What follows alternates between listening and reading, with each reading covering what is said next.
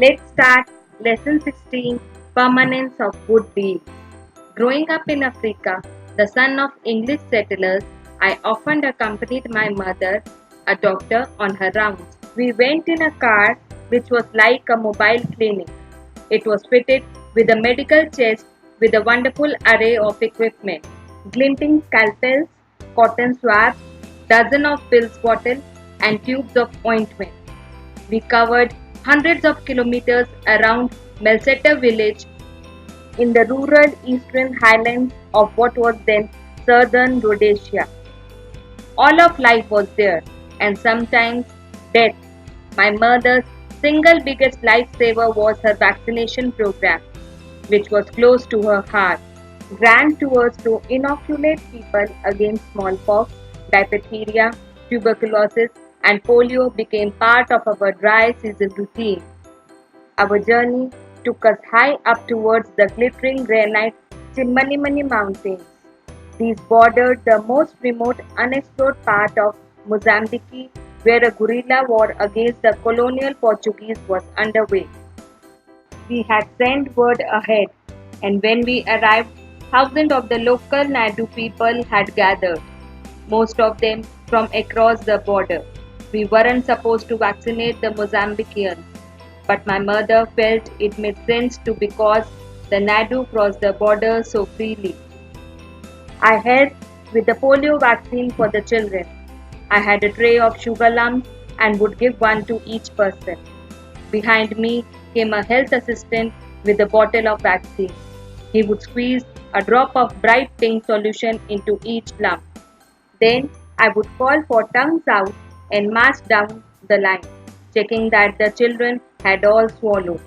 My biggest problem was to prevent them from coming round again to get a second sugar lump. Those were the days of relative peace. But as I came into manhood in the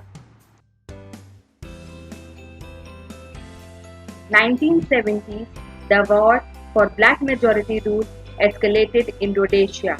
Our district, with its long border with Mozambique, was devastated. Nearly every farm was attacked. For almost 10 years, humans never ventured into the vast pine fields near the mountains at all. I left for England. I tried to forget Africa, to dismiss my homeland, now renamed Zimbabwe, as a place with too many brutal, violent memories, a place of death. I took up journalism and began working for the London Sunday Times. In 1986, the paper assigned me to South Africa, where the black townships were in flames on a daily basis. It was from my base in Johannesburg that I ventured back to Mozambique for the first time since my childhood. By then, Mozambique had been battered by decades of war and famine. It was said to be the poorest country in the world. The Marxist government was itself struggling against a new generation of rebels. It was widely reported that the Mozambique rebels had bases in neighboring Malawi, though no one had any proof. Malawi normally banned foreign journalists, but taking advantage of a tour by Prince Charles, I slipped in as a part of the official press entourage. I soon split off from the group and headed south. For a day and a half, I drove along the Mozambique border, speaking to locals and missionaries. Finally, in the middle of the second day, I stopped at a trading store. The interior was almost back after the bright sun outside.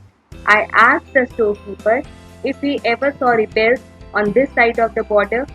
My eyes got used to the darkness just in time to see his white smile disappear.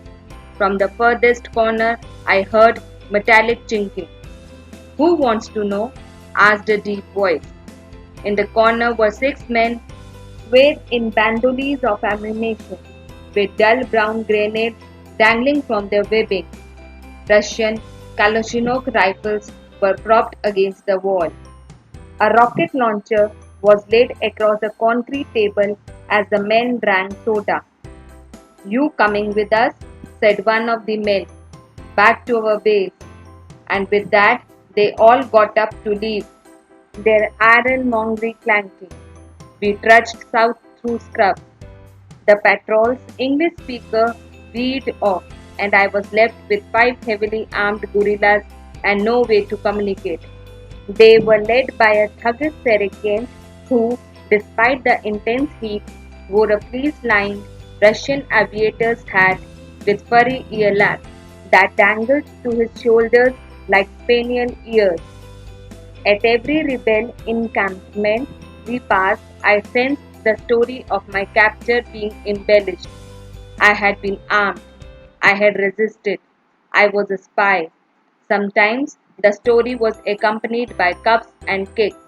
I started to worry the red-eyed sergeant might shoot me to impress his comrades. On the second day, we finally reached the small man in olive fatigue. As he listened to the long report of my capture, his dinner arrived. I was ordered to wait. Until now, I had not understood the languages they were speaking, a mixture of northern Mozambican and Malvian dialects interspersed with phrases of Portuguese.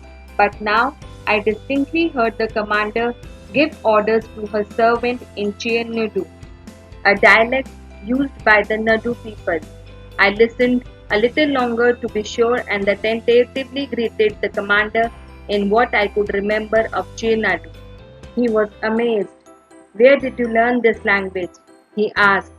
I told him I had lived in Chimanimani Mountains on the Rhodesian side as a boy. What is your family name? He asked. Godwin. Godwin, he said thoughtfully, turning over the name. Was your mother the doctor on that side? Yes, I said. She was a government medical officer for the Melsetter district. He smiled and shook his head and put out his hand for an African handshake. She was the one who vaccinated me when I was a child. Pulling up his sleeve, he showed me a small vaccination scar on his shoulder. Did you ever go with your mother to help her? He asked. I nodded. Yes, he said.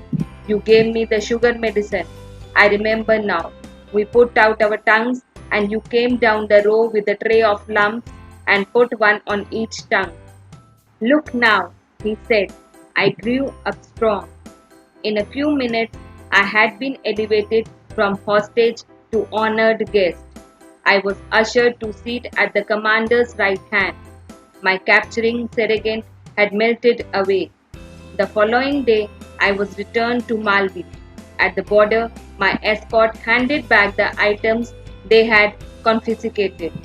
Before they left, they insisted on a formal group photograph. 4 rebels and me, the sergeant still wearing his furry flying hat, his arms resting on my shoulder in an act of possessive camaraderie. I have the photo still, a testament to the permanence of good deeds.